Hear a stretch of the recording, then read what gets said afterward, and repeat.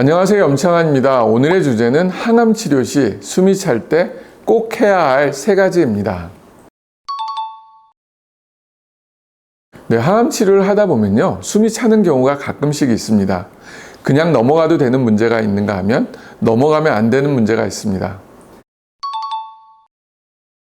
다양한 검사를 했는데 원인을 못 찾는 경우입니다. 이때는 항암제로 인해 체력이 떨어진 경우로 육체적이나 정신적인 휴식을 요합니다. 사실 항암제 치료 중 휴식을 취한다는 것은 어렵지만 그래도 필요한 경우는 한 템포 쉬어가는 게 중요합니다. 이 경우가 정말 중요합니다. 꼭 알고 확인해야 되는데 그게 바로 3가지입니다. 첫 번째는 심부전입니다. 사용하는 항암제가 아드리아마이신, 5FU, 허셉틴처럼 심장 독성인 항암제를 사용하는 경우 심부전에 대한 준비를 해야 합니다. 즉, 자주 심초음파를 통해 심장 상태를 체크하는 게 좋고, 심부전이 오면 항암제 치료를 중지하거나 연기하더라도 심장내과 치료를 받아야 합니다. 두 번째는 폐에 물이 찬 경우이거나 폐 상태가 안 좋은 경우입니다. 이 경우는 이미 CT 등으로 확인이 되어 있을 것입니다. 폐에 물이 찬 경우는 흉수천자를 통해서 물을 빼주는 게 좋습니다. 그러나 그게 어렵거나 다른 원인으로 숨을 쉬기가 어려우면 집에다가 산소 발생기를 대여해서 필요할 때마다 산소를 공급받는 게 좋습니다. 갑자기 산소 포화도가 떨어져서 숨이 차면 응급실에 가야 하지만 미리 집에 산소 발생기를 준비해 두었으면 그런 걱정은 안 해도 됩니다. 세 번째는 폐색전증입니다. 항암제 치료 중 가끔씩 폐색전증이 생기는데 특별한 증상 없이 갑자기 숨이 찰 때 한 번 정도 의심해 보아야 합니다. 이 경우 폐혈관 CT를 찍으면 바로 진단이 가능하고 약물 치료에 호전을 보입니다. 그러나 치료 시기를 놓치면 생명에 위험이 될 수도 있습니다. 충분히 놓칠 수 있습니다. 저도 경각심을 가지고 보지 않으면 가끔씩 놓치기도 합니다.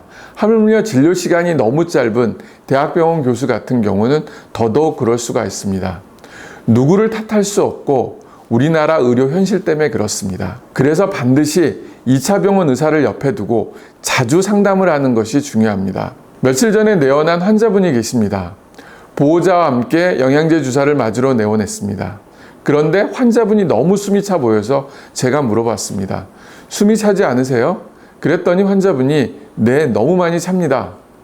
그래서 제가 이유가 뭔가요? 하고 물어봤더니 폐에 물이 차서 물을 빼고 나서는 편해졌는데 계속 물을 차니 이번에는 물을 빼고 나서 흉막 육차수를 했습니다.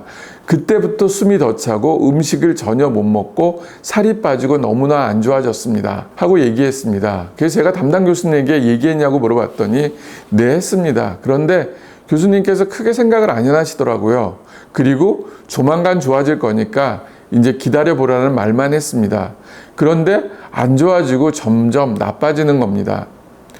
그래서 저는 이제 이상하게 생각이 돼서 그 자리에서 바로 산소 포화도를 측정하니 90%밖에 안 나와서 산소를 2리터를 주었습니다. 그랬더니 바로 97%, 98%까지 올라갔습니다. 그래서 제가 환자분한테 물어봤죠. 어떠세요? 숨쉬기 편하지 않으세요? 그랬더니 환자분이 너무 좋습니다. 너무 편해요. 하고 얘기를 하는 겁니다. 그래서 제가 이제 추가적으로 이제 한마디 더 했습니다. 내일 병원에 가면 꼭 담당 교수한테 얘기하세요. 이러이러하고 숨이 너무 찼다고. 그리고 집에다가 산소 발생기를 꼭 대여하세요. 그러면 숨이 찰 때마다 산소를 골고받으면 훨씬 더 수월할 거라고. 제가 볼 때는 흉막 육차술이 잘 안 된 것 같습니다. 정확한 것은 검사를 받아봐야 알겠지만은 요번에도 그냥 넘어가지 말고 꼭 그 교수님한테 더 적극적으로 어필하라는 얘기를 꼭 했습니다. 환자분은 산소를 공급받으면서 영양제 주사를 맞고 좋은 컨디션 상태에서 이제 집에 가게 됐습니다. 산소 발생기만 집에 있어도 숨이 차서 힘든 일은 없었을 텐데 아무도 이야기를 안 해주어서 환자만 그동안 힘들었던 것 같습니다. 항암제 치료를 하다 보면 여러 가지 일들에 봉착을 합니다.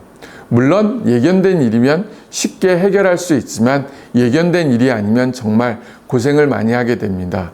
호흡곤란도 그런 문제입니다. 정신적, 육체적 체력 소모로 생기는 문제는 휴식을 취하면 해결이 되지만 응급을 요하는 문제들은 바로 대비책을 준비하지 않으면 큰 낭패를 입게 됩니다. 그중 하나가 바로 산소 발생기 대여입니다. 대부분의 대학병원 지하에는 의료기 상사가 있고 거기에는 1개월 단위로 대여를 해줍니다. 대학병원 교수님들은 환자의 가정에서 환자가 어떤 생활을 하는지를 잘 모릅니다. 그렇기 때문에 보험 기준에 맞지 않으면 필요 없다고 생각을 하게 됩니다. 그러나 저는 가정 방문을 통해서 알게 되었습니다. 환자분들이 산소 발생기가 있는 것하고 없는 것이 하늘과 땅만큼 큰 차이가 난다는 것을. 숨이 차신 분들은 의료보험 기준에 안 맞아도 자기 돈을 내더라도 집에다가 반드시 가져다 두고 준비하는 것이 정말 꼭 필요합니다. 전공의 때 지금부터 거의 30년 전에 호주 플린더스 의대에 제가 연수를 갔을 때 이한며드 교수님이 제게 한 말씀이 있습니다. 염선생, 꼭 환자 가정 방문을 가서 환자 상태를 하고 환자를 이해해 달라고. 병원에서 우리가 보는 환자가 전부가 아닙니다. 많은 대화를 통해서 많은 것을 알수록 우리는 환자를 위해서 할 수 있는 게 참 많습니다. 아직도 그 말씀이 기억에 참 많이 남습니다. 지금은 가정방문을 안 하지만 과거에 저는 가정방문을 참 많이 했습니다.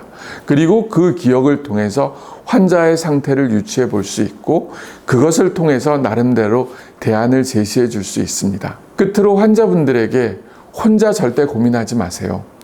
주위에 소리를 치면 도와줄 사람들이 한 명은 꼭 있습니다.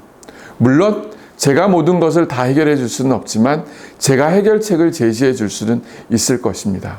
오늘 하루 방문했던 그 환자분을 기억하면서 그 순간은 모든 것을 다 해결해 주지는 못했지만 저 나름대로 최선을 다했다고 생각합니다. 감사합니다.